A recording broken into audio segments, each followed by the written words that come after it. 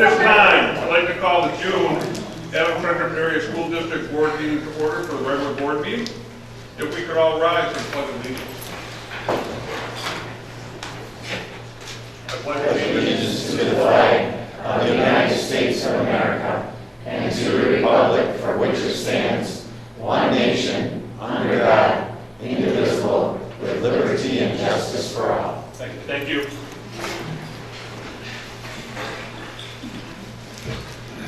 Mr. Bayable, in the meeting will probably work. Yes.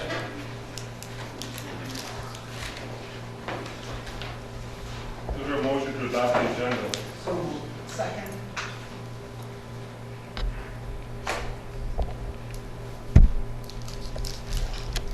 Motion made by Jim, second by Joanne to adopt the agenda. Discussion. Hearing none, Ms. Clerk, just vote with Joanne. Yes. Ken? Yes. Jim? Yes. Lena? Yes. Kathy? Yes. Melissa? Yes. Ron? Yes. Jeff? Yes. My vote yes, passes 9-0. Students of the Month recognition. Garrett? Not tonight, Mr. Beasley's not here. She's not. Michelle? Yes. Yes. All right. I have Coriana. Coriana, you want to come over with me, please? No, you come out there, I think this is it, right? We'll keep that. Yep, Is she the only one who's in? So far. you right up. Okay. Well, then, she gets to have the whole stage to herself. I'm really excited to introduce to you Coriana Jensen. She is a 7th grader. Well, I guess now she's an 8th grader at the middle school. And she is absolutely delightful. And she has her eye on the ball. This young lady is very focused. And whatever adversity she faces, I have no doubt that she will overcome it and do great things. So she is a role model in the building and out of the building. She's truly fabulous. This is what one of her teachers had to say about her. Coriana consistently tries to see the positive in every situation and every person. She is positive, thoughtful, and a pleasure to speak to. She's working hard at becoming her very best self. She is driven and she is a problem solver. She has set high standards for herself and works each day to reach those expectations. She has goals and dreams for her future that she is working diligently to obtain. For a middle schooler to be that focused is truly outstanding, and she truly does make our school a better place, and she's an inspiration to her peers and others, even us. All right? So good job. Thank you.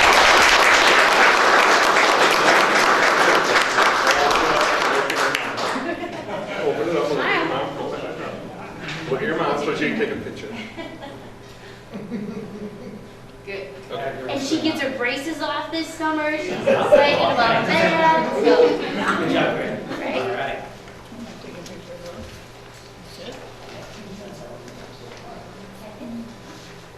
And Mr. Pease, if you don't mind, the coasters were made by Jared Miller, part of our construction class.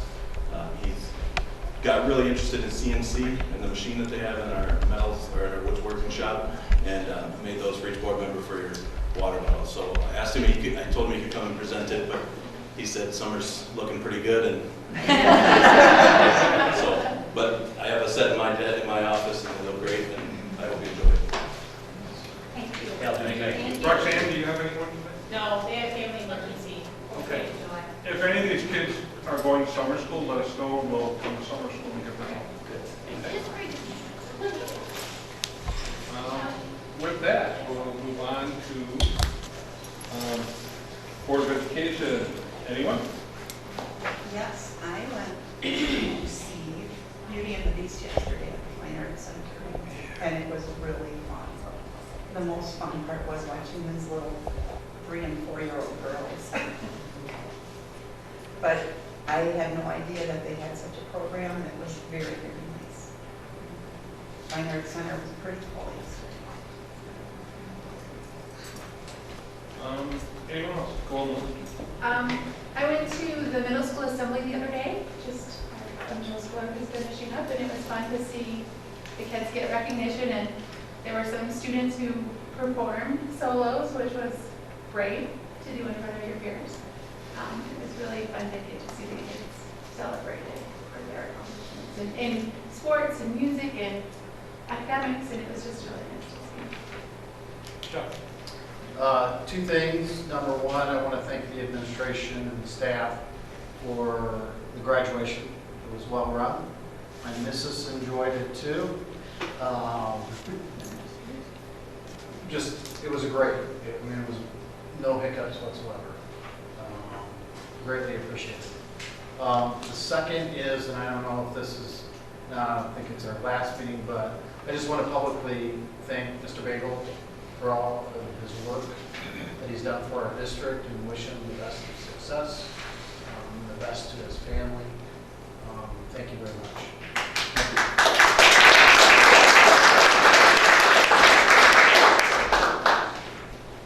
Well, I'd like to thank Shel for taking that away from me.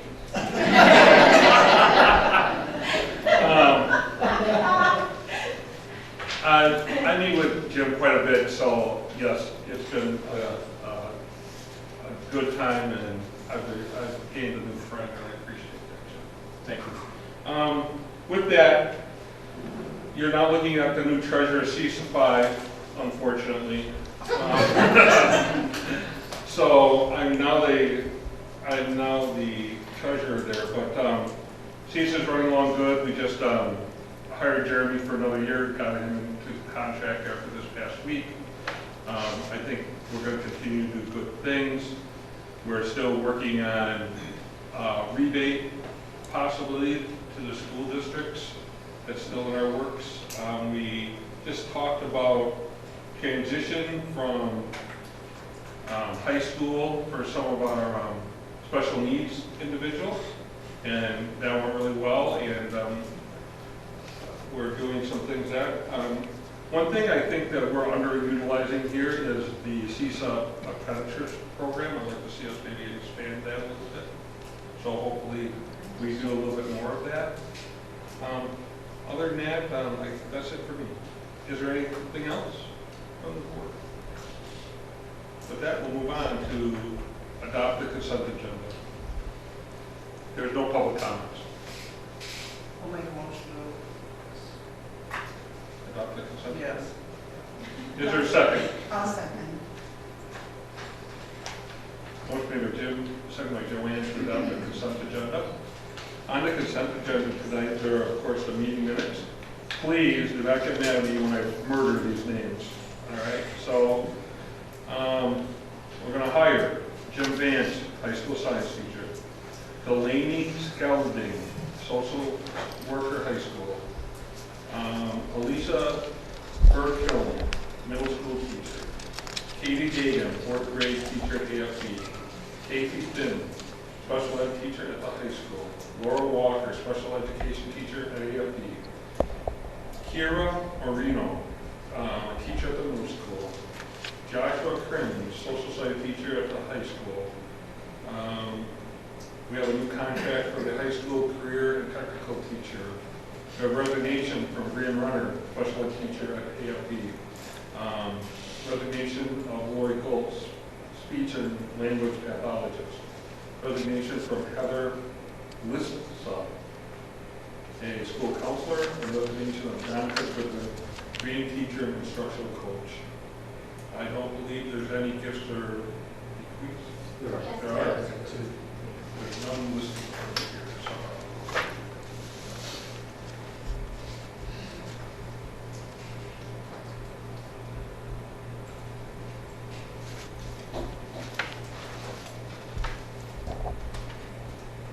Julie Wysocki was awarded $2,000 to purchase materials for a trauma-sensitive classroom for 7th and 8th grade language arts students. Lisa Hall and Lisa Conrad awarded $2,000 to purchase full STEAM ahead science learning kits for all 5th grade students. And in the past, we're able to the district enroll the check to district to cover the grants. With that, is there a discussion? Rick, on Lori Goltz's resignation, she offered to do an exit interview. Was that conducted? What happens is, once the board accepts the resignation, HR then makes the request to a third party, who then has a phone interview, and that's with every employee. resign. We get that report about once a year, that you can see all those listings. Is there any discussion? Go ahead, Jeff. I just want to thank those who worked in our district for a number of years. Appreciate what they've done for our students, and thanks for the money.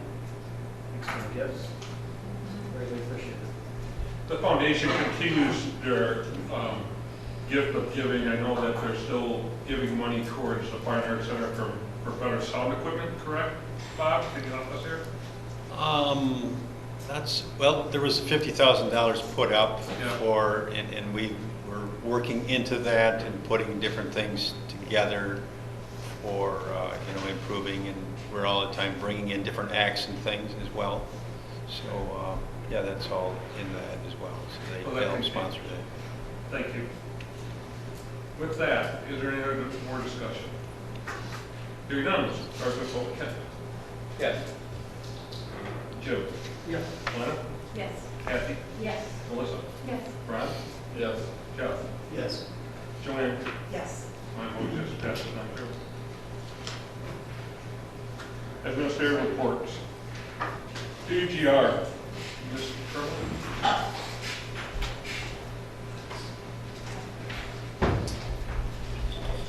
Hi. We're back again for our end of the year achievement gap reduction report, and I have with me my awesome team who took time out of their summer break already to come in with Dawn Clark, Matt, Brock Robbie, Matt, Lisa Hengst is our reading, and Karen Homer is math. Go. You can tell me, sorry. Oh, am I supposed to do this? Yeah. Okay. Yes. So if you remember, our AGR goal is to increase the number of students meeting or exceeding grade level expectations each year by 10%. We triangulate that data with 3 different assessments and taking into consideration also classroom data.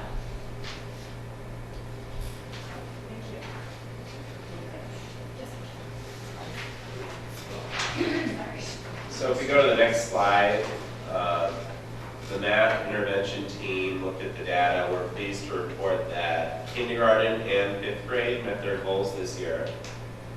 First through 4th grade, you can see made a lot of progress toward their goals. If you look at the graph, there's a nice upward trajectory on each of those grade levels from fall, winter to spring. Something else to remember here is that 80% is really where, we're going to talk about a triangle later, but classroom or core instruction should read 80% of our kiddos. So you can see a lot of our goals are hitting that 80%, so that's great. So the next slide will show you. That's in the wrong order. The next slide will show you it's in the wrong order. Oh, there we go. I'll talk about that one. We report on 3 subgroups when we do the AGR report. And the first subgroup I think we got there is freely used lunch, socially. Well, socioeconomic. Yes, thank you. That's one of the subgroups we report on. Their goal is set 10% higher than where they finished at the end of last year. And you can tell they reached their goal and even went a little beyond this year. So our next subgroup is students with disability. They did show growth, a little short of meeting the goal. Again, that's 10% higher than where they ended last year. This is the percentage of students in that subgroup scoring proficient or advanced. Our last subgroup is English language learners. We didn't have quite enough data last year to report at the end of the year, so we are showing you where they were at the beginning of this year, where that subgroup was, and where they ended at the end of the year, and they also made goals. So, sure.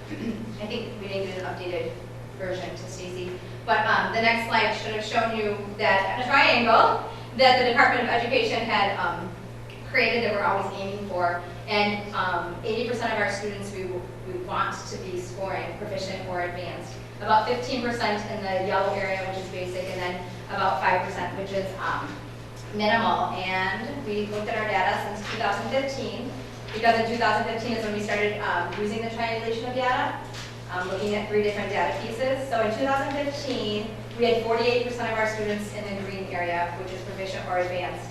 And this, at the end of the school year, we had 64%, which was a great increase. Our yellow area stayed about the same, 25% in 2015 and 28% in spring.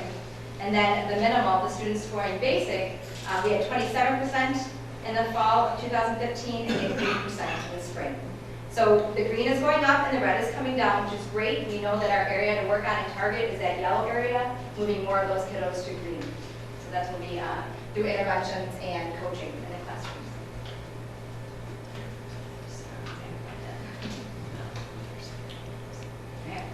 All right, now it's my turn. So here's our literacy data for this year. You can see that by the gold bar, kindergarten and first grade have surpassed their goals this year. Each of the other grades are making growth toward their goal, but remember that this graph only, or these numbers only show you the kids that score proficient and advanced, so that green part of the triangle. So we've made growth in those yellow and red areas by shrinking them or making them smaller or moving them a little bit around. So this doesn't kind of show you everything, all the different growth that we've made, just shows you those 2 highest groups. And then we also have the graphs for those 3 subgroups, the economically disadvantaged, the special ed students, and the ELL kids.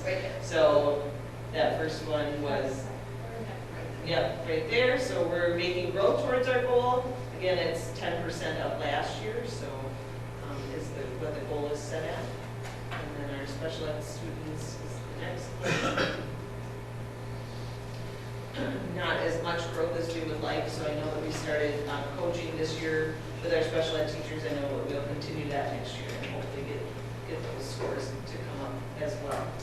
And then our ELL population, we did have data from last year, so then the goal was 10% from last year, so we haven't made that growth yet either. And then we also had a triangle that didn't get in there, so we are making growth in our, there we go. So we had 51% of students in the green area, the proficient or advanced in 2015. This year we had 57%, so 6% growth we've made. In our yellow area we had 21% previously, and this year we had 25%. But our best, our greatest, I guess you could say, accomplishment would be that in 2015 we had 28% of our kiddos in the red, and this year we had 18%. So we brought that number down by 10%. So remember, that's the one we want to get to 5, so we're on the right track. So to kind of conclude or bring it all together, in working with this group, I know that we are a very reflective group of people, and we ask ourselves, what are we going to do as we go on? And we're going to expand coaching to all 8 grade levels, 4K to 12th grade now with my school instructional coach. We're implementing EduFinal, which is a warehouse that stores all our data, and we can all look at the data. We'll be using the same language. We'll be able to share and have very good conversations about what's going on with the data. We are working very hard on communication with interventionists, special education teachers, classroom teachers, and principals. We have alignment with DISIT, our district school improvement team, our school improvement team, and our instructional coaches, so we can continue that collaboration and be consistent with health. Any questions? Remind me again, did you change curriculum? In math? Yes. We changed in kindergarten, first and second. Yes, there was a change there. And great growth in kindergarten first. We've seen a lot of Literacy as success well. in that. I mean, that's exciting to see that spring so. goal. Yeah. So, one of our functions as a board is we approve a budget. That'll be coming up shortly. Wish list, what things as a board, resource-wise, to make you succeed even more? To get us We need more time. Yeah, buy us some time. We need time and always need more people. I think that's, is that what you guys would say? Yeah, we can do more with more, I mean, you can always do more with more people. And when you say more people, I mean, not just throw bodies, but Right. what type of person to succeed? Do you need more, somebody to do more mentoring or?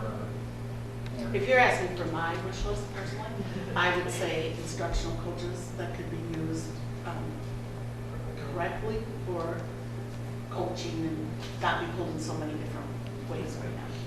That would be my wish list. Yeah, because a lot of our instructional coaches end up supporting in other ways instead of instructional coaching. So you know that we have a hard time finding teachers, we have a hard time finding subs, and those are the first ones that get pulled. Our paras get pulled all the time, and we have them trained very well. We have great paras. We couldn't do it without them. We couldn't do it without our paras. They're very well trained. They're so enthusiastic when we give them training too. They love to learn more and to do more, and so that's really helpful for us as well.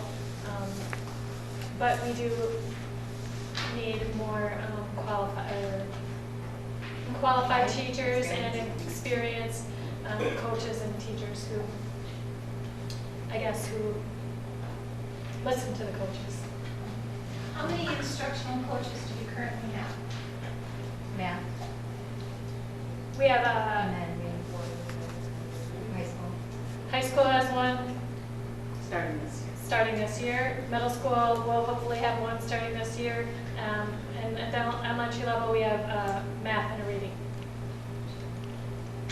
Total of 4 in the district at this point. But that's not to say the rest of us don't do instructional coaching. Yes, yes. I was gonna say. And then we do interventions when needed. Yeah. Kind of. So if Lisa is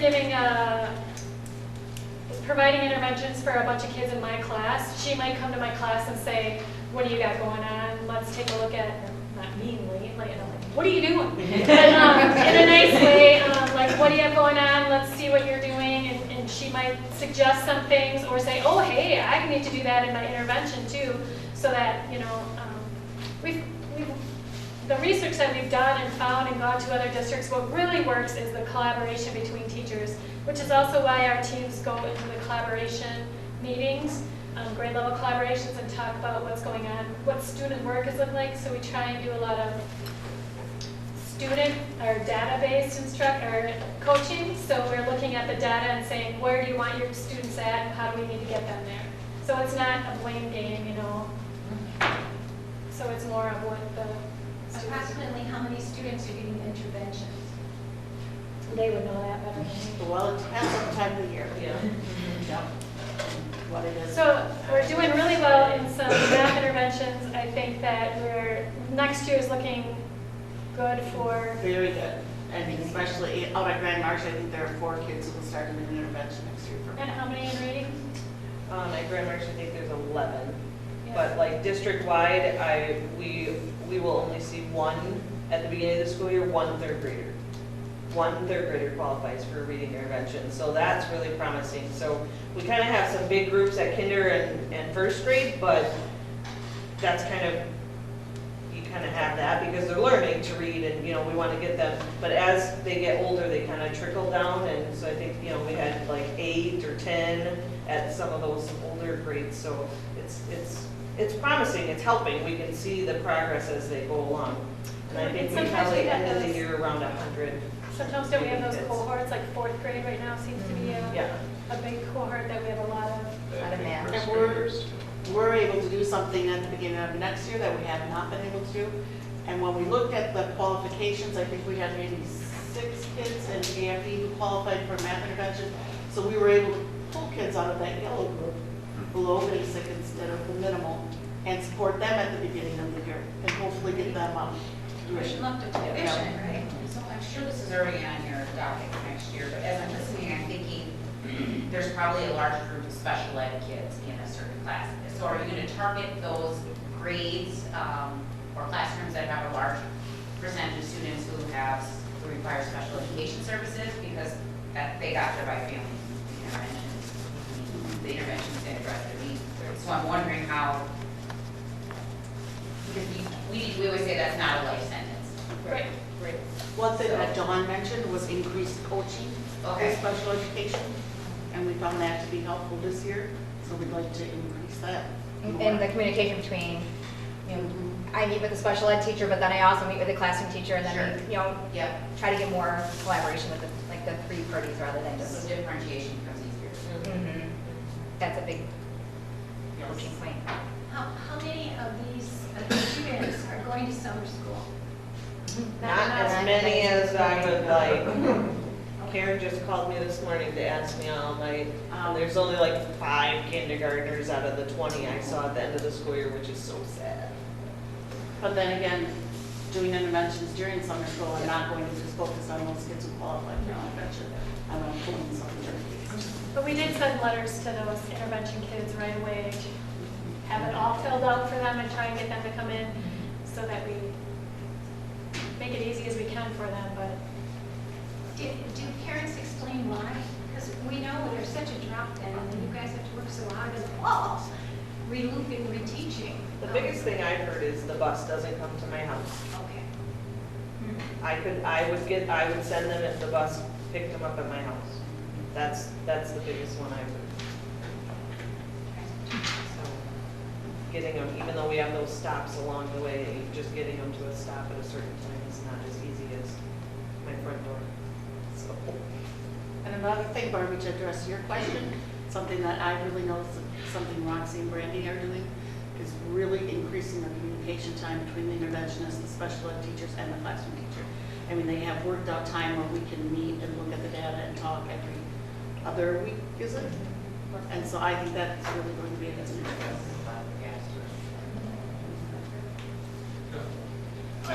Maybe not for this year, but can we think out of the box maybe for next year for summer school and send out a school band for those really at-risk kids that, I mean, let's think about that.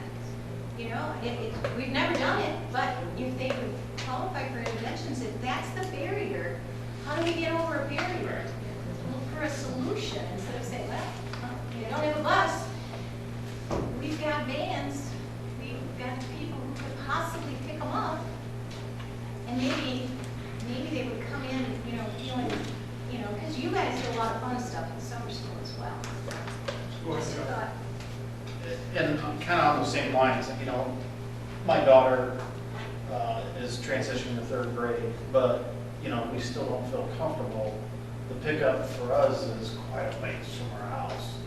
And so, you know, to the thing about summer school, you know, thinking outside the box, you know, picking those grade, you know, 3rd grade and below or whatever, that we do pick them up at the front door, so to speak, to give them that opportunity. While, yes, it costs us a little extra time, it's time in transportation as opposed to time in the classroom, which is a hell of a lot cheaper than just paying gas as opposed to, you know, an individual doing the intervention.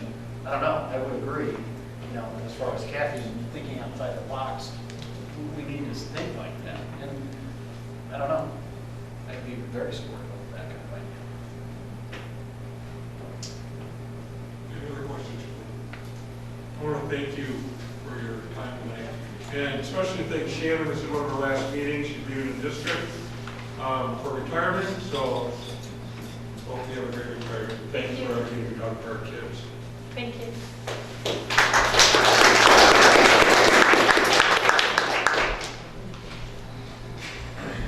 Behavior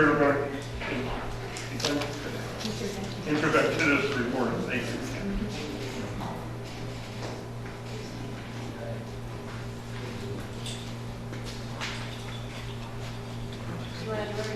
I'll let you. Okay. I might be too nervous. Hi, I'm Kimberly Prajaki. I'm the Behavior Intervention Specialist. It's a mouthful with my name and my title.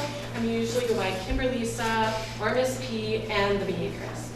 So since we don't have, I can't download what happened this year from my brain to you, we have aggregated the data from September first slide.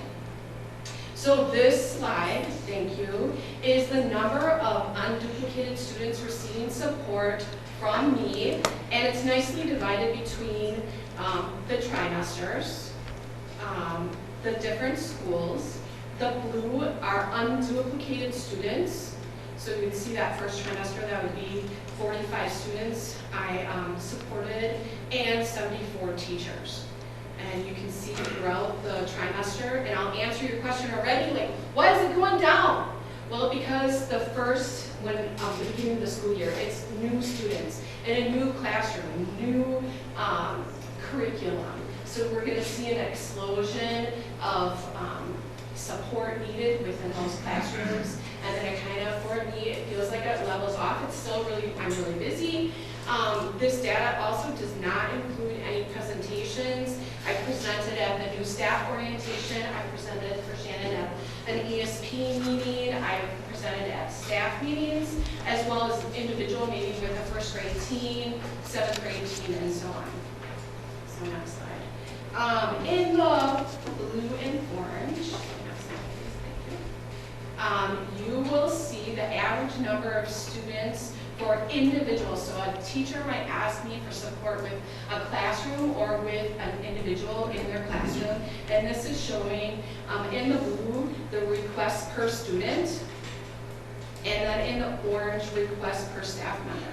So I'm asking, trimester 1, 3.3, requests to see students per day from 2.1 staff members, which means I'm asked more than once to support a teacher with an individual student. In the green, on the other side, are the average number of observations I'm doing in a day. So it starts off, a little bit high. I would say trimester 2 data is a little bit off because we had off 12, 13 days. I'm not there then, and that is missing, that trimester went by really fast. But the average is about 2.4 students a day, so half the time I'm in the classroom making the observations, and the other time I'm collaborating with teachers. I'm meeting with them. I might be meeting with students. I'm looking at the data from the school site or in their CUME file, from Review 360, answering emails, attending meetings. So the next slide talks about, I was talking about individual supports, but I also have teachers requesting. You can see that in the green.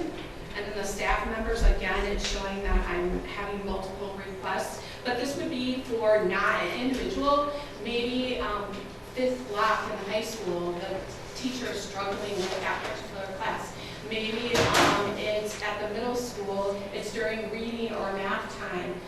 At AFE, it could be, the beginning of the day versus the end of the day. So I'm making support plans for the teacher and collaborating with the teacher in that regard.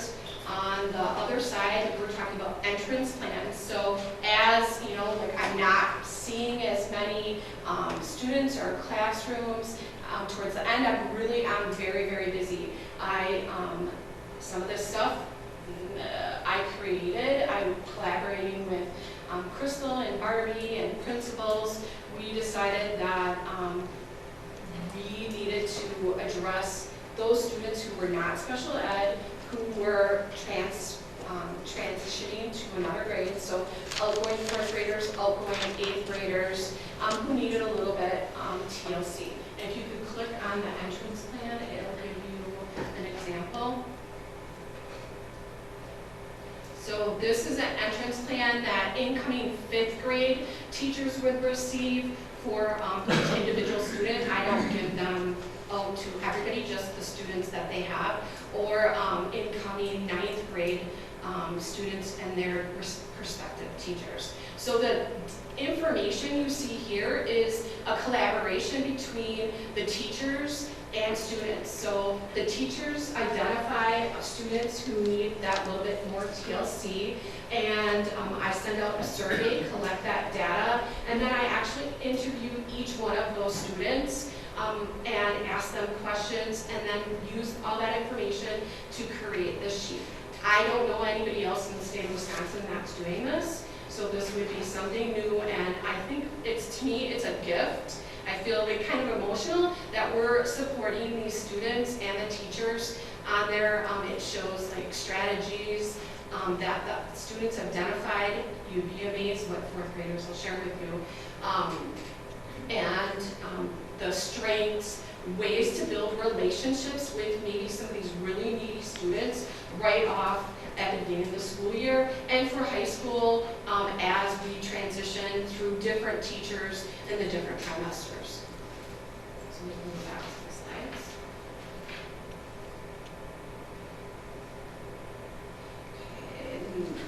Okay. Yeah, this one, yes. So I also, in December, from Monica Whiteman, but that's not what? So Monica visited from DPI in December, and we learned about teacher care meetings. And so really I started being active probably more towards the third trimester with these.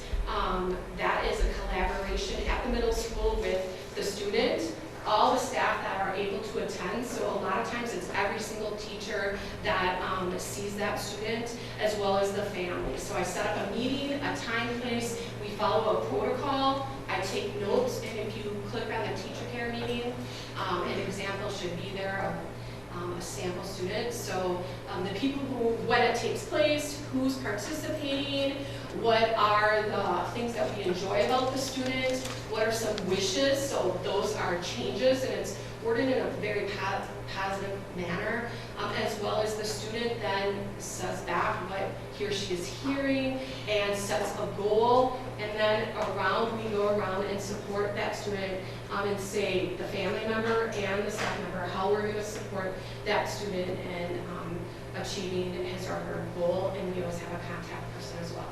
I generally send a thank you card. I don't know where they came from, but there was great thank you cards at the middle school from AF middle school, and I send those out. I checked back with a few parents by email, as well as students. They're like, that's all we talked about on the way home, and my parents really liked it, and just I feel that like we're a team wrapping around the student that is struggling, because if we get to a teacher care meeting, it probably means that he or she is struggling a little bit more.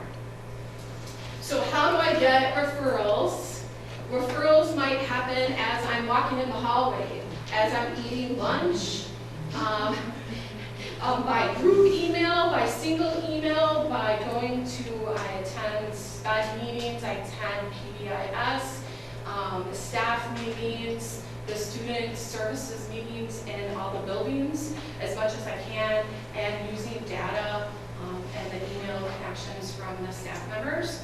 So we discuss the K, what's going on, discuss what kind of strategies they've already employed or used if they have. And we set up a date or time, and then you'll see me in the back of the classroom with a notebook, just trying to be quiet and observe. I'm there, and these areas here that I have highlighted, looking for the classroom structure. So what's the layout like? How are the tables and chairs set up? I've worked with a teacher where she had like 12 too many chairs and 5 too many tables, and it was causing disruption, as well as notebooks were over here, but something else was over here, and we were having traffic jams and behavioral issues. Classroom climate. How are the relationships in the classroom when things are going well, as when things are not going well? Instructional management. Are we using the workshop model? How long are you giving direct instruction? Is the material relevant? Is it rigorous enough? Or do you need modifications? Lastly, behavior management. Does the teacher have clear expectations? Are they being proactive? Are they prepared? Are they being reactive? Proximity is a big one, because it's kind of also called withedness. You know, the kid at the back, let's see, I don't know who's over there. Oh, I know who's over there now. You know, keeping an eye on them, moving around, using your nonverbal and verbal cues while you're teaching. Positive versus negative ratio. At the restorative practices conference or seminar you had 2 years ago, I learned something really interesting. It's called the mirroring effect. and the mirroring effect talks about if I'm a teacher and I'm saying, Stacy, pick up your pencil, and Stacy, please sit still, and I'm having that negativity in the classroom. Stacy obviously is feeling that negativity, but guess what that mirroring effect is? Also mirroring that to all the students in the classroom. So we want to not do that, to use I statements to privately, sometimes praise, but privately redirect a student, and also using that pre-correction, that stating, remember when we're in groups, we're going to keep our hands to ourselves and we're going to quietly go back to our desk where we're stating something in a positive manner, and it's like, oh yeah, it's a trigger. And you might think, oh, that's just good in elementary. No, elementary, middle school, high school, we all need these strategies. And after all that, so I might take about 2 to 10 pages of notes while I'm in the classroom, if you can click on the sample student. So here's one sample of a strategy plan that I put together for a student. The funny thing is this student, I saw this student in 2nd grade and had told the teacher, I suspect that the student has ADHD and possibly ODD, and the next year, those things came true. I mean, he was having these difficulties. With this plan, I didn't focus on all the things that I saw. I gave the teacher a few strategies that they can work on personally. And then in the middle section, it says like, how can we help the student, or how can we involve the student often. In the 3rd category, I love to read, I love research, I'm an input person, and so I'm not going to be able to talk at length for an hour with a teacher at one time, but then I always like to give some additional research that they can go, that is applicable to the student or to that classroom situation, and then we can talk about it later. So in a nutshell, that's not all what I do, but it's some of what I do and some of the data. I appreciate your time and letting me speak and work here. I'm a CISA 5 employee and I truly love my job. I am very happy to be here and really enjoy my job. Any questions? First of all, I found your forms, your entrance plan, everything's just fabulous. My one question, after you've worked with a student, perhaps for a year with a teacher, etc., do you have like maybe an exit plan or something, or exit assessment to see if the entrance plan, some of those goals were achieved? That would be something that we could talk about, because I'm totally voluntary. So if I'm staff-centered, so I do work with students, but primarily with teachers. I have all this great knowledge and suggestions, but they have to implement it and be willing, you know. And I have some of those tough cases where the teachers, like, I pride myself, they have a great body of experience and maybe aren't as open as other teachers. But it's a good idea now. Because I, as a parent, if I sat in on that entrance plan, it would be really nice if I heard if some of those things that even perhaps at the end of the year, but I could be doing in the summer. Oh, sure. Also reinforce what you guys did all year long. Right. It would be sort of nice to say, with all the interventions and the support, that my son now focuses more. How can I help prevent that, or whatever, to see if some of those goals and wishes that you put were actually accomplished. Sure. Did you meet with 3 teacher care meetings? Is that 3 students?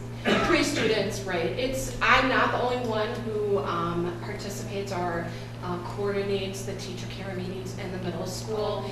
They do take, especially with our number of days off in the 2nd trimester, it was hard to coordinate some of those meetings, and also working where I don't want 1 or 2 teachers participating. I wait for a date where the majority of the staff members are able to participate. While it's a low number, it's still, I think, very impactful for those students. Yeah, I just wondered if there was capacity to meet them more. I would say yes and no. You know, I say, you know, if you cloned me and I could be a little thinner and a little taller, but yeah. I think it will be something, it was new under our belt as for the middle school and new for me as well.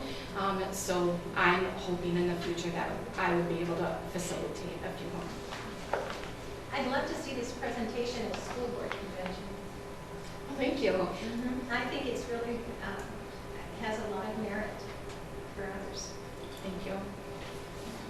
Any other questions for us? Thank you very much. Thank you, Mr. President.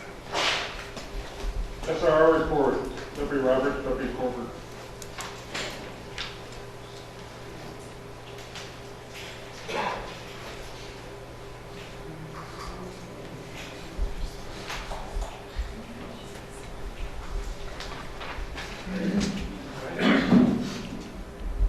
I guess we'll introduce ourselves and start off. I'm Deputy Corbett. I've been with the Sheriff's Office for about 2.5 years. This was my first year as an SRO. Started back in September after we expanded to the second position. Really enjoyed doing it and looking forward to next year. Deputy Roberts, this is my second year at the Sheriff's Office. Prior to taking this job, I was an SRO over Marquette County, so this will be my third year as an SRO. Okay. So when we talk about being an SRO, the main thing that we were told to focus on and that we've come to know that works is what we call the SRO service triangle. So if you look up there, there's 3 sides to this triangle. We consider to be ourselves to be law-related counselors, law-related educators, and then also law enforcement officers all at the same time. So when we talk about being law-related counselors, what we're trying to do is we both have an office at schools, and we try to be at the schools as much as possible and be involved with the kids as much as possible. To that end, we both have open door policies. The kids can come in whenever they're able to in between classes or at their free times. We get daily visits from them. We sit down and talk to kids all the time about things that are going on in their lives, how we can help them be more successful. Lots of these things are being undocumented. They're just a conversation here, a conversation there, asking about their family, asking about their day, trying to build a good rapport with the kids so that when it comes time to have a conversation with a law enforcement officer, they have something to fall back on. And then also to that end, we work daily with the school administrators, with teachers, going through collaborative investigations. When something happens that we need to be involved in, the school administrator also needs to be involved in that because they have to do things from the school's perspective as well as from the sheriff's office perspective that we do. And it works well when we sit down as a team, we talk to a kid, we try and figure out how to help them move forward so that they're not making mistakes that they may have made over and over again. Would you like to? Yeah, and just to kind of hit off that, we talk to numerous kids on a daily basis in regards to issues they're having, whether it's issues with mom or dad, they not move from the home, issues they're having at school. I think our biggest goal is to stay. Last year I did this with just myself. I took over for Town Investigator Lindsay, but I've noticed with Kane joining in the second SRO coming on board, we've had the opportunity to stay proactive with things. We've had the opportunity to get more involved, to reach out, to be in the hallways more, to find the kids that we know are going through some sort of crisis, whether it's mom or dad that just got arrested or whatever it may be, and pull them in, have that conversation, let them know we're here. We're here to talk to. We can provide resources. We can contact social workers, whatever it may be. A lot of what we do too is we focus a lot more this year on presentations. Go into classrooms, talk with kids. We've created a Google document that we've shared with, I believe, the entire staff in regards to what we're presenting on. I'd say it probably happens about once to twice a week. We do some sort of presentations. I do a lot in the health class at the high school. So we've focused on a lot of that stuff. Do you have anything else to add to that? Yeah, just a few topics that I know that we presented off the top of my head without looking at the Google document. We gave presentations on school safety, on sexual assault and harassment, on bullying, on threat assessment, He does things at the high school with drunk driving, with tobacco use, with driver's education. We talk about stealing, just all of the things that could push over into the law enforcement side of things. We want to be proactive. We want to let kids know where their resources are, what they can do, what's a mistake that we don't want to see them make, how to make those good decisions before they are faced with something that we don't want them to have to deal with. Yeah. Some other things we do, some initiatives, programs, you can see up there. Teaching the run, hide, fight. Deputy Corbett and I put together a video. This is the easiest way to do it. We released it to staff. We went through kind of if an active shooter was to enter the building, steps to take, what to do, kind of walk through it all. We focus on things like that. We've attended numerous trainings with Crystal and staff in regards to threat assessment. We've assessed all the buildings. We went through all that stuff. Some of the other stuff is just being involved in the community, Reality Day, Kids Day, the school dances. We try to make every one of those, every athletic event. Either one of us or both of us try to make it to, depending on where we're at with calls and whatever we have to do for the sheriff's office. So, and then the other thing is just trainings and further education. I know we put together, myself and Deputy Corbett have organized school staff trainings, which we're actually working on one with Barbie now. Lieutenant Greeno come in and given presentations to staff about active shooter scenarios, different training events. We work a lot with the Drug Free Adams County. Sheriff York and myself sit in on that. They work coming to the high school and now we're at the community center. We get kids involved. I think to have their perspective of what's going on, what they see on a daily basis in the school is huge. Right now we have 7 members, I do believe. And again, it's good to get their input. They're the ones out in the hallways or in the classrooms or seeing what's going on. I think it's good to get ideas to how we can stop it or what we need to do to find out what's going on and have that conversation with them. So, anything to add to it? Yeah, just real quick. When we were able to put together this outline, we were trying to compile statistics for how many calls that we generated, how many calls we handled that were directly related to the school that Deputy Roberts or myself were directly involved with handling. We were able to compile it. I'd be happy to share the document with you guys so that you can see it. But the total school-related calls that we handled this year were 273. And I'd be comfortable saying that's probably upwards of 300 at the moment. This was generated, I want to say, the last week of May. And as we all know, kids get very hyped up when it comes to the end of the school year. So those are things that rose to the level of we had to generate a call through our system. That's not the daily meetings and counseling that we do with kids. So I'd be happy to share it again with the document with you guys. Yeah, I think one thing just to hit on, again, number of calls, I'd say upwards of 300 were generated a call from the sheriff's office. Again, that doesn't include the conversations we have with kids on a daily basis. Usually what the kind of the rule of thumb for us is if we feel that conversation we had needs to be documented, we'll keep a document in our office secured saying, hey, this is the conversation we had. If we have to have that conversation again, we can go off of that and say, okay, we've already had this once, now we need to go to the next level. So the other thing just to kind of hit on, total citations issued by either Deputy Corbett or myself is upwards of 100. That does include the truancy part. We are working on, just met today actually in regards to creating something new with the truancy, trying to figure out different steps we can take or different things we can do before we get to the level of the citation. So, and again, we'd be more than willing to either pass this around or share it with your document if you wish. And that's all we got. Questions? Throw a lot at you. I have 2. Sure. Do you come and see the Link students here? Absolutely. Great. Absolutely. It's really good. Yeah. Forge a good relationship with them. Second of all, when you talked about bullying, do you also talk about cyberbullying? Yeah, that's one thing we hit on. We either get the district attorney, Tanya Bonner, or we get the assistant district attorney, Rebecca Wallander. They come in, they have that conversation of possible consequences if this continues. They also talk about the sexual assault, sexting, touch on various different topics. So those are some of the presentations we give at the high school level as well as the middle school. A little tough to have that conversation at the elementary level, so we kind of slim it down a little bit and have a little bit different conversation. So. And do you bring up at all topics related to trafficking, vulnerability to trafficking? It's been, usually Tanya touches on that, but we haven't gone into it too much. I think it's just a matter of what we see around here. I gave a general internet safety presentation to a large chunk of the middle school. I'd like to do it for the entire middle school if there's time and availability next year.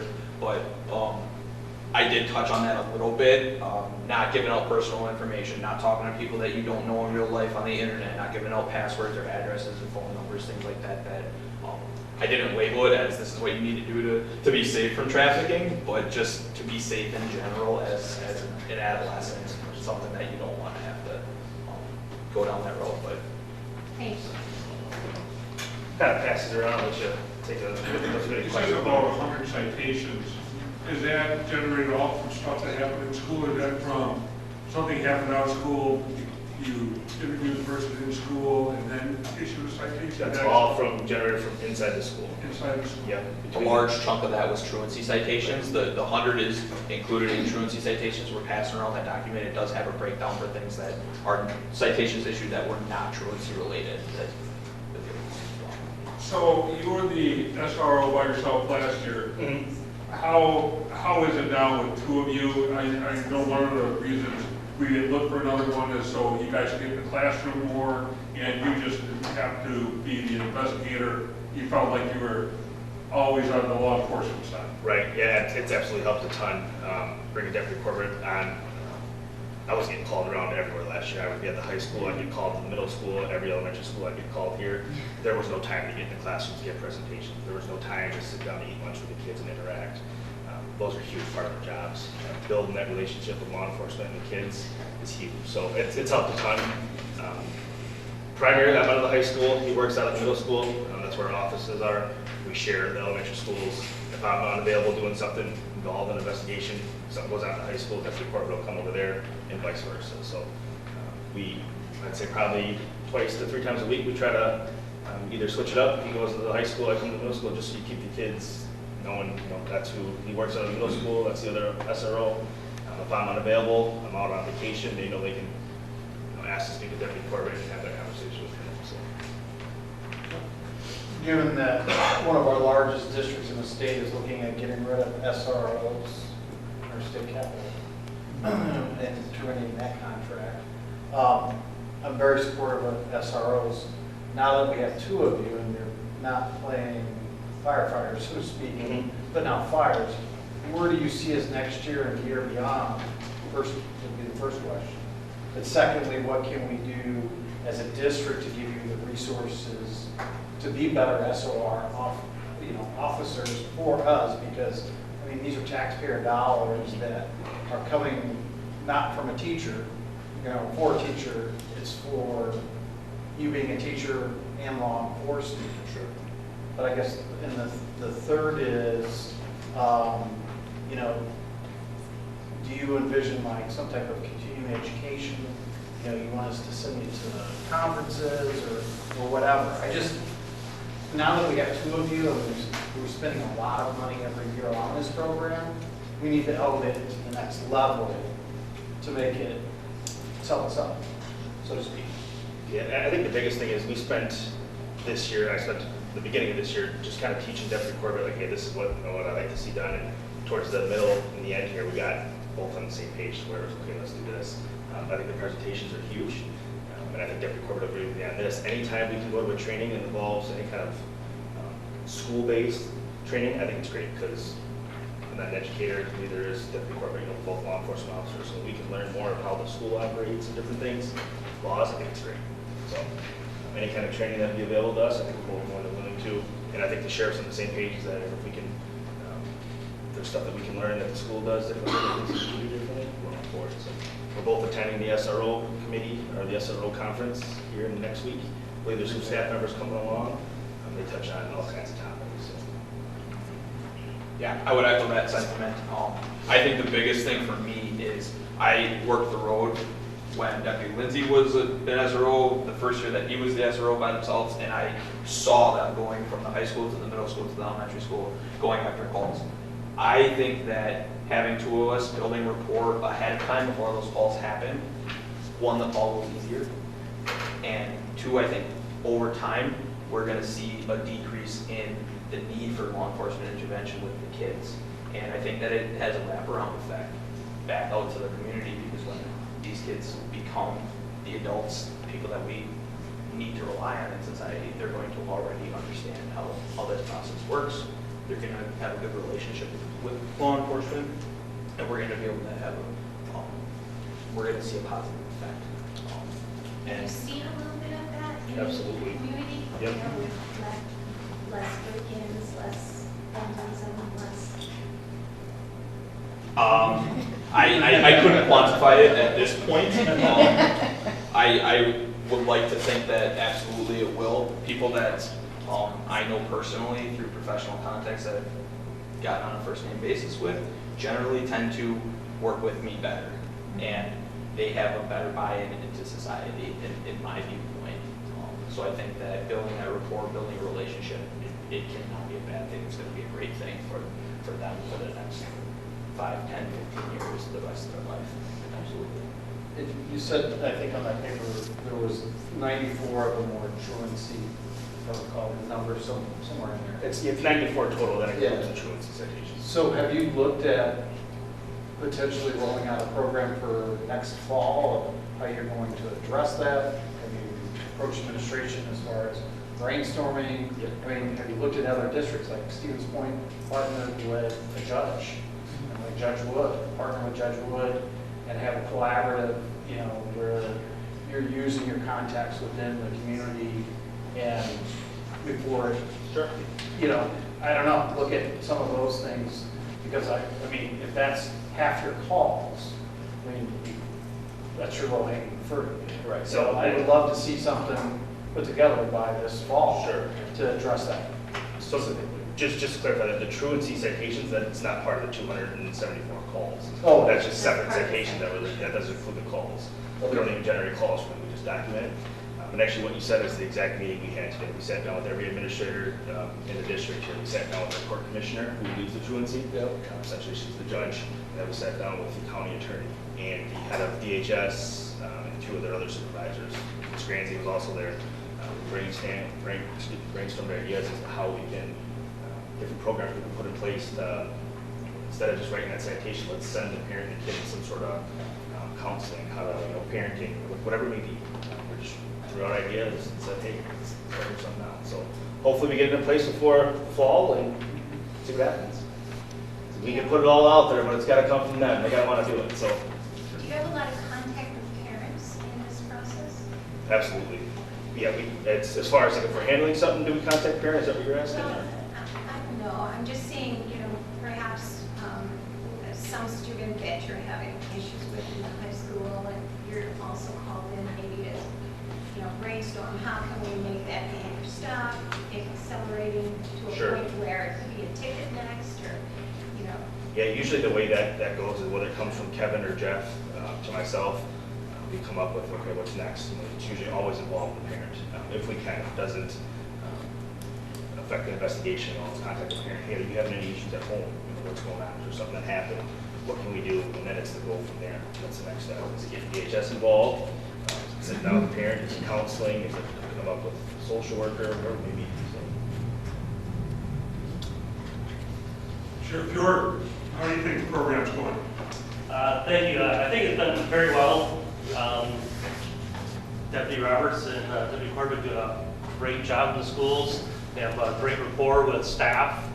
The students, I was really amazed by just walking through the schools and the interactions, that they have positive interactions going up to them, and just, they're like superstars when they're in the schools. They truly are.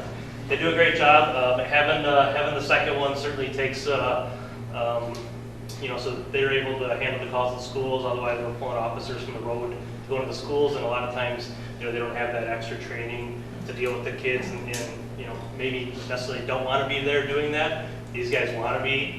They have that extra training, so it's certainly a more positive interaction with the kids. Do you see anything changing in the program? I think now that we have 2, I think we can move into more education and presentations proactively like that with kids. We talked earlier about possibly signing up to some sort of training. Did you guys have any extra money? I know we're short, you guys are short. Can we collaborate on some of that training? Yeah, I think, like they talked about, they're gonna go to the SRO conference next week. I think maybe a month or 6 weeks ago, they went to a forensic interview course, which is designed to interview with children involved in like CPS type reports that they deal with a fair number of those that come through the school. So I think a lot of the training we can continue, we as the Sheriff's Office can continue to provide, but certainly if there's other courses that come across, share them with us and we can get them to them. Thank you. Is there any other questions? Thanks for coming in tonight, guys. Thank you. And those documents that you provided? Sure. If we could leave them with Mrs. McManus, I put those in the board meeting minutes. Absolutely. Stacy, will you send those out to the board members also, please? Yep. Yeah, she has that. Okay, that just needs the other two over there. Thank you. With that, we'll move over to policy. Lennon. All right, we discussed 2 new business items. One was the high school activity code, and the second one was the first reading of graduation requirement. On behalf of the policy curriculum, I move that we accept the 2019-2020 high school activity code. I second.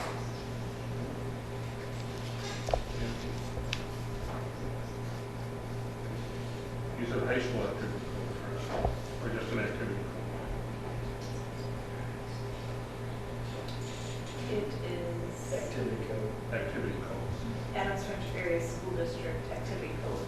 That's what it should be.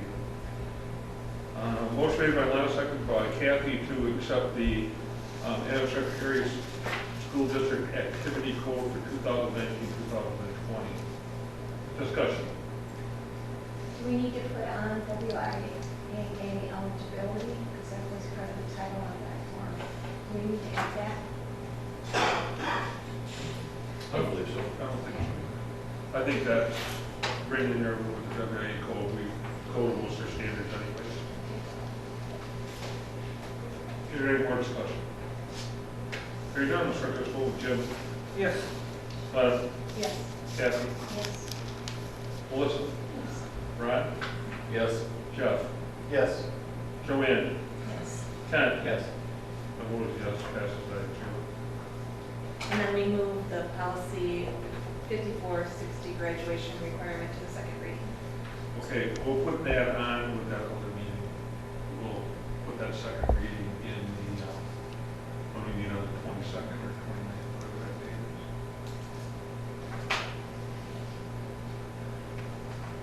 is. Anything else on? No. Thank you. Next is Finance Committee. Okay, Finance Committee met at 6:30. First thing was the bills. On behalf of the Finance Committee, we have a motion to approve general fund checks numbered 80642 through 80861, and ACH checks numbered 900293 through 900317, and 2497 through 2524, totaling $1,340,631.01, and activity fund checks number 30690 through 30749, and ACH checks numbered 1128, totaling $31,715.30 for the month of May. I will second that.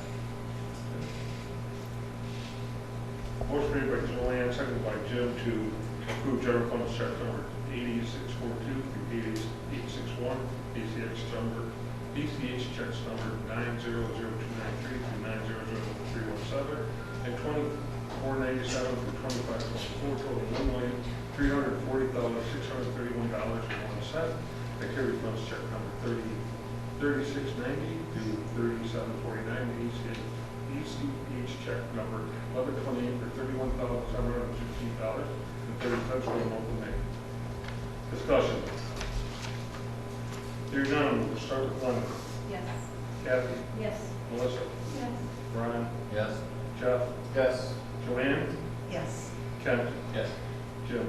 Yes. My vote is yes, passes 9-0. Okay, next on the agenda was a change of year funding request for the AFE HVAC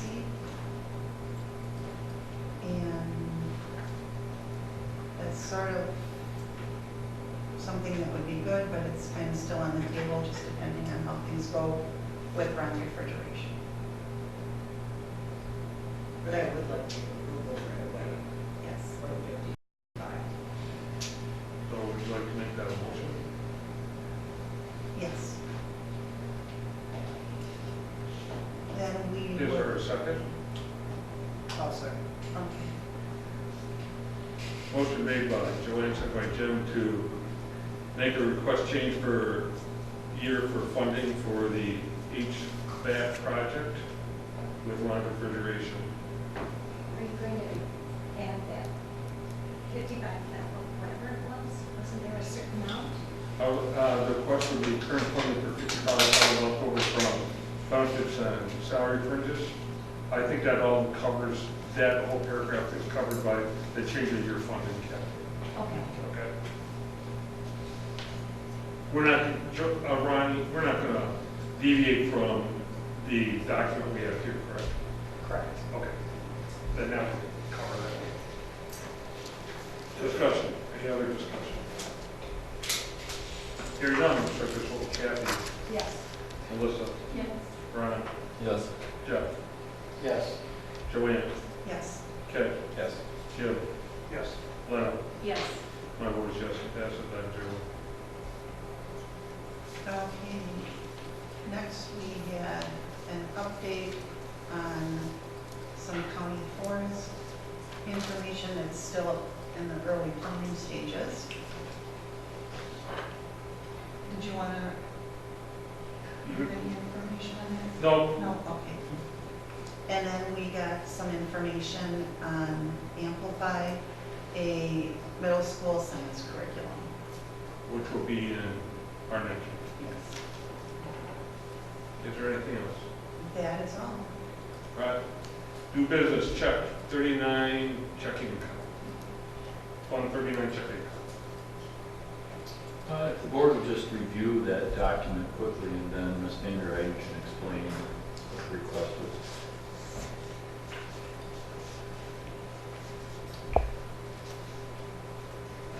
I am happy to report that we are now referendum debt-free. And so when you factor all of our payments in and everything else, and our interest, we've put a little more interest than I had planned on. And so I have a balance left in my Fund 39 checking account of $51.53. So I have to have a way to move it out of there, and as you can tell, it's quite a serious issue because it is supposed to be used for debt service only. And so reading the three options, option one, I don't feel is appropriate because it's only $51.53, where you could keep it in there and leave the account open for any period of time. Option two is, of course, transferring the $51.53 over from Fund 39 to Fund 10. It will be recorded using some certain coding, and DPI will realize that, and then they will deduct that from my revenue limit, and we'll get a penalty for $51.53.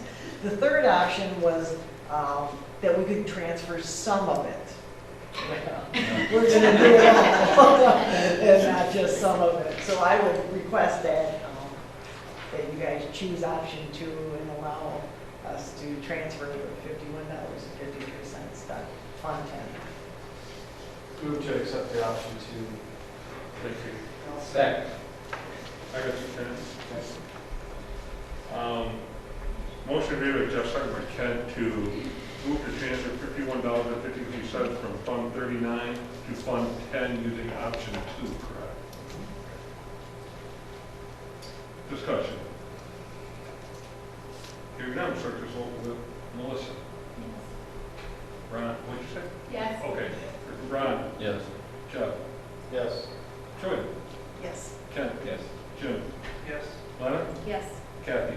Yes. My vote is yes. So there will be no mortgage burning? No. Okay. All right. Director of Instruction. As the board is aware, we have an opening with the retirement of Mrs. Tremont. And part of the process that we're going through is, with this opening, what is the best way to fill that for the future of our students? And so we posted about 2.5 weeks ago for a position for a director of instruction. And we have 24 applicants that have put in their paperwork for that position. We're remaining fluid with this search because we're not going to be sold on, well, this is the only thing that we're going to do. Now, we're at the stage where that search has closed, but between myself, Dr. Wormuth, the administrative team, we've collaboratively worked together, and now comes a big decision as far as what do we do next. And we're going to continue on that process. So for the most part, this item is an update as far as where the district is in this process. It's not complete, but it's also unique because it isn't done in a sense that we don't have a final, this is exactly what we're going to do. We're reviewing the candidates. It could go many ways. It needs to stay fluid so we can remain effective with this position. Can I ask a couple questions? Do you have applicants internally as well as externally? Yes. Okay. Is there a salary range here?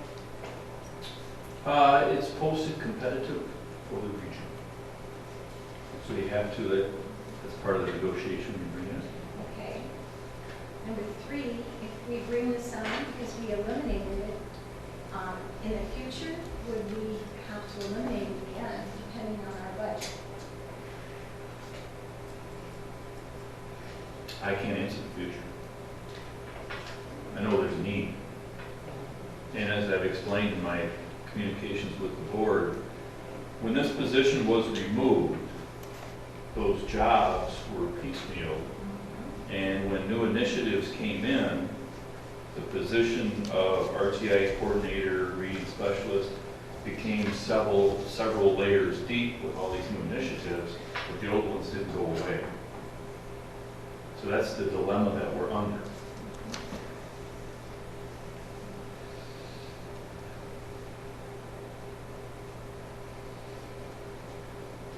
Those are any questions on this? So we could possibly have a candidate for this come that next board meeting, or you could possibly give us an update. Yep, that's correct. We'll move that to our next meeting.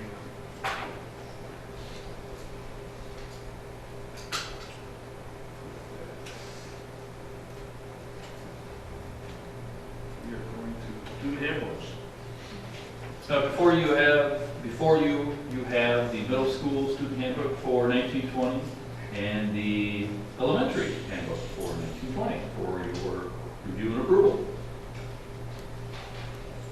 Any questions can be directed to the respective building principals that are present. I just noticed when I was reading through the middle school one that Jeff Babcock was still included in our county the board. So I did mention it to Ms. Johnson. I believe she has fixed the document, but it because of what we saw. I don't know if anybody else noticed that, but I bring things up on the day, so.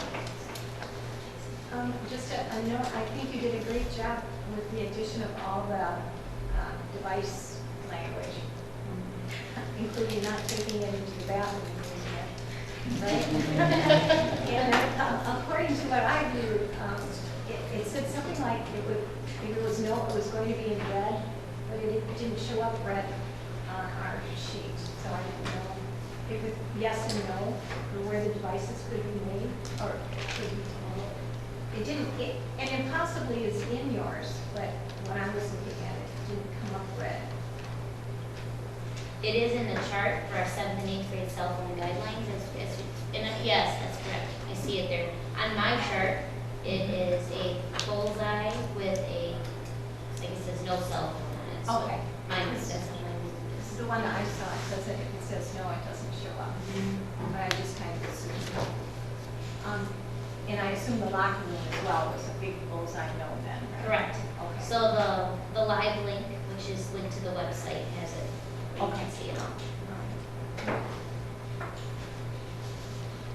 I have a question. I'm looking at the page 4, which is extracurricular participation. Are we gonna have a grade policy for extracurricular? I see this is only for absentee. Correct, and if you scroll down, Okay. I find Is it under athletic code? under athletic code, we have indicated 3 different areas now, or expectations for middle school athletics. It's on page 19. And there's academics, behavior, and attendance.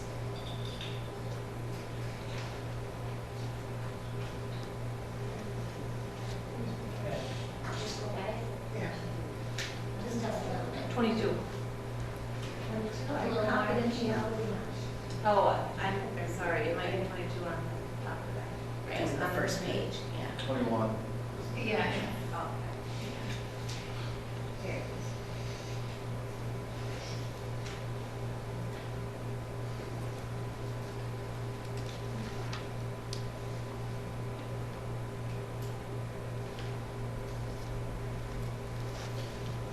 Just a quick question, is that a difference from what it's been in the past as far as students must attend all classes? So wasn't it like, get half of it in So- the latter half or something like that, or something odd?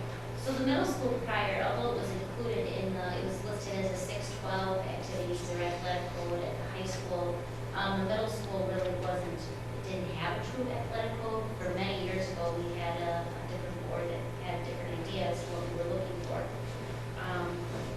The attendance, so students must attend all classes in order to play or practice. That is similar to, and I've explained it a little further, where it says A, in order to participate in an extracurricular event, the student must be in school the entire day of the activity.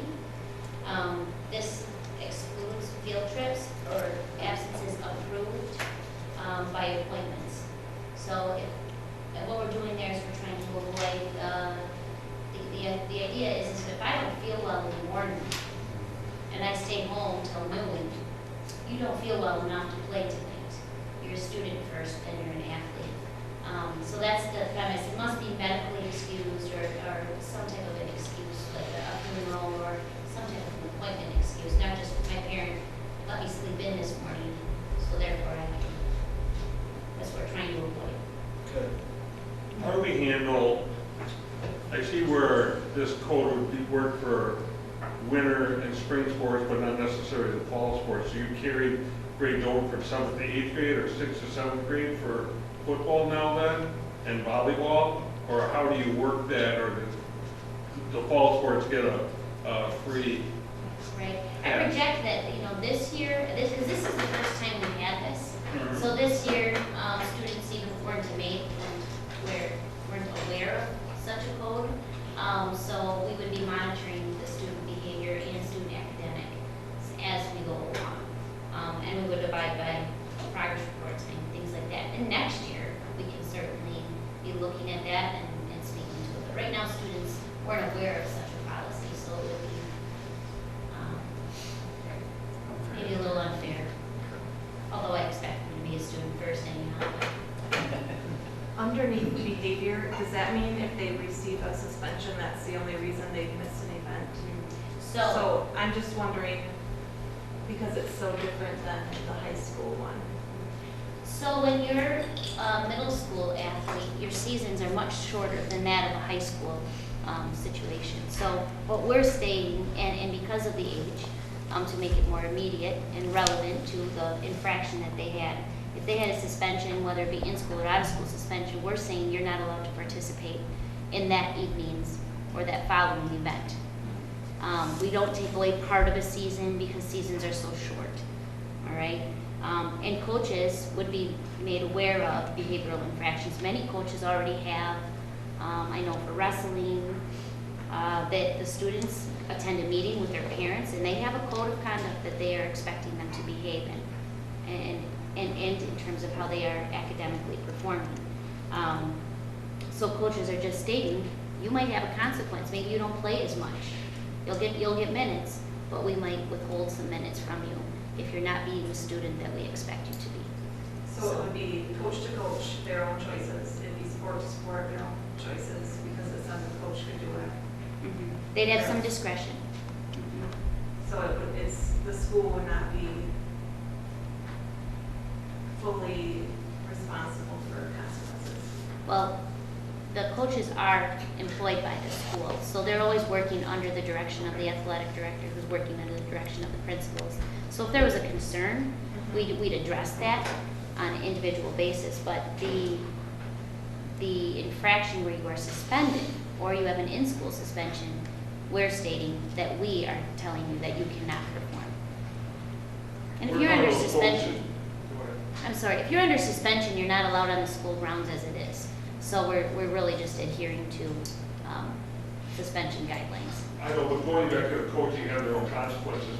They're writing those consequences down and giving those to those participants, and so there's no surprises. Correct, and all of the coaches who have chosen to do so, we ask that they give them to us prior, so we know what their expectations are, and we work together collaboratively with them. There aren't any surprises, so they're approved by us prior anyway, so that we can back them up. Otherwise, it would be.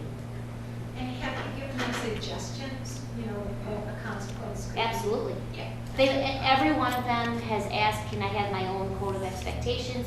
Please submit them to us, and we'll recommend, because we're raising, they're a vehicle to help us raise young men and women, so that's how we look at it.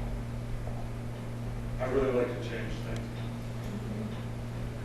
Go ahead, John. For the elementary, not a popular subject, head lice. I see our policy is that we send home treatment information. Is that all we're allowed? I guess my question is what are we allowed to do or not to do? I mean, as a parent of a second grader, trust me, I mean, talk about chaos. Vacuuming, everybody gets their hair washed. I mean, it's a very expensive process. Absolutely. And, I'm not saying it's a hygiene thing or anything like that, or socioeconomic, head lice doesn't discriminate, right? They don't take anything. That's correct. How far can we go as a district to make sure that those kids are being treated? Whether it's giving them the free treatments or, treating them ourselves. I don't know. Go ahead, Jim. If I may interject, I know you're directing the question there, but in my experience, our district goes as far as possible in trying to be proactive and reactive with that situation.